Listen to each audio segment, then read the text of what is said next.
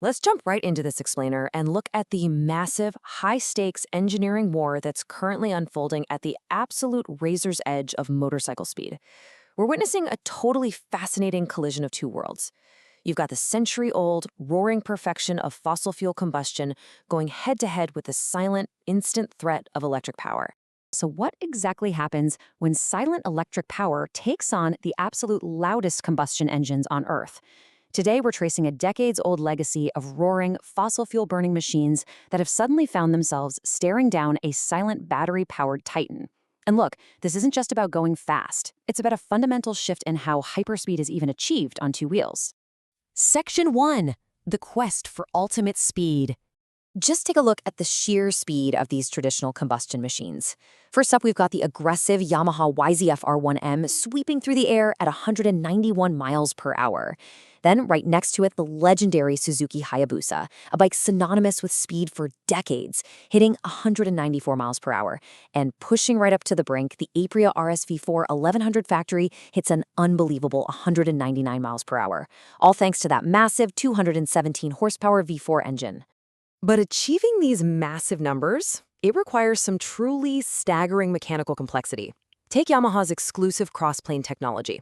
It's designed to smooth out the engine's explosive strokes, but it demands complex ride-by-wire computer systems just to give you that instant, gut-wrenching rush of power without losing control. It literally takes a massive symphony of rapidly moving mechanical parts just to keep the rubber glued to the road. Section 2. The 200 MPH Combustion Club. Breaking the 200-mile-per-hour barrier is where things get truly extreme. Every single extra mile per hour in this territory requires a massive amount of innovation.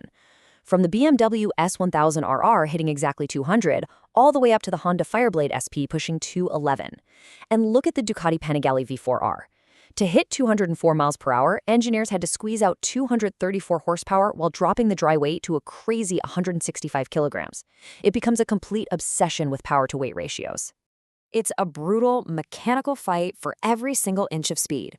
I mean, Kawasaki actually had to utilize a unique monocoque design for the ZX-14R because its 1441cc inline-4 engine is so massive, the entire frame acts as an integrated support structure to handle the forces. It's brilliant, really, how far combustion engineering will go. Section 3. The Silent Electric Disruptor. 218 miles per hour. Just let that sink in for a second. 218. And it does this with zero emissions, absolutely no exhaust, and virtually no noise. This insane number was achieved by the Lightning LS218. Here's where the electric threat fundamentally challenges everything we just talked about with combustion. In the combustion paradigm, fossil fuels require precise air-fuel mixtures, roaring racing noise, and highly complex throttle mapping just to avoid flat spots in the power delivery. But the electric paradigm? It completely bypasses all that. It uses electric batteries to deliver extreme torque instantly, right from a standstill, with completely silent power delivery and zero emissions. Let's look at what's actually under the fairings of the LS218. You've got an IPM liquid-cooled 150-kilowatt motor. Now, that might sound small on paper, but it unleashes 200 horsepower and a massive 168 pound-feet of instant torque.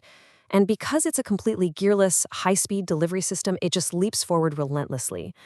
This machine literally shattered the records of world-class, highly engineered combustion superbikes, proving that electric power is absolutely a dominant force to be reckoned with. Section 4. Defending the Combustion Crown. So, how does traditional engineering hold on to the top speed spots against this silent threat? Well, Kawasaki realized natural aspiration just wasn't going to cut it anymore. Enter the 227-mile-per-hour Kawasaki Ninja H2. This is a machine that literally bolts a supercharger onto a 998cc inline-4 engine to generate a staggering 228 horsepower. And Kawasaki wanted to make absolutely sure everyone knew this wasn't some silent, polite electric bike. As our source perfectly describes it with its bold green and black styling, the H2, quote, looked like something that the Predator would ride. It's a visceral, loud, and incredibly aggressive defense of the combustion legacy.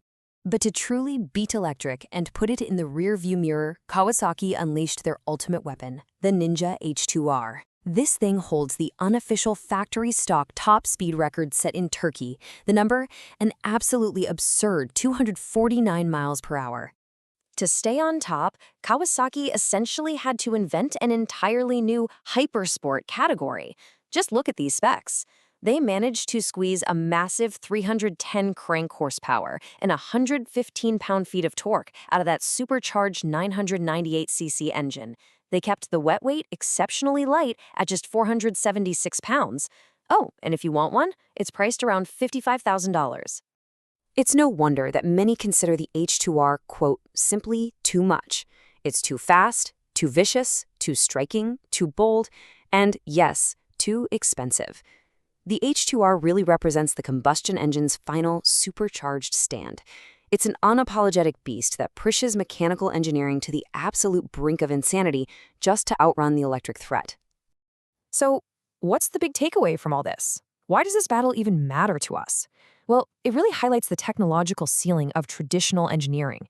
While combustion currently holds the speed crown through sheer brute force and massive superchargers, it's hitting a mechanical wall.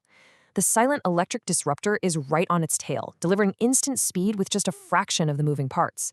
So, as battery technology inevitably continues to improve, how long can extreme combustion realistically hold on to the crown?